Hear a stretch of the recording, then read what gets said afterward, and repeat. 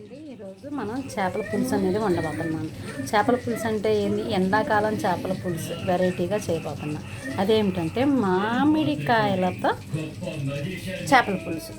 ఇప్పుడు మనం చేపల పులుసుకు అవసరమైన సామాగ్రిని అనేది రెడీ చేసుకున్నాము. చూడండి, అన్నీ సంపాలలో తీసుకున్నాను, వండుతున్నాను. తెలియని వాళ్ళు చూసి నేర్చుకోవచ్చు.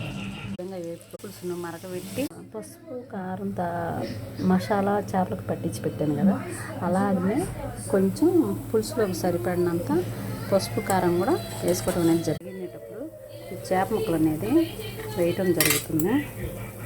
ఒక చెప్పరండి, ఉల్లిపాయలు చేపలు ఉడికినట్టు తెలియాలంటే చేప ముక్క పట్టుకొని అవసరం లేదు. మనం ఉల్లిపాయలు వేస్తాం కదా, ఉల్లిపాయని పట్టుకొని చూస్తే చేప ఉడికిందో లేదో దాన్ని బట్టి తెలిసిపోతుంది. మసాలా ఉడికి చూసిన తర్వాత మామిడి ముక్క అనేది వేయటం జరుగుతుంది.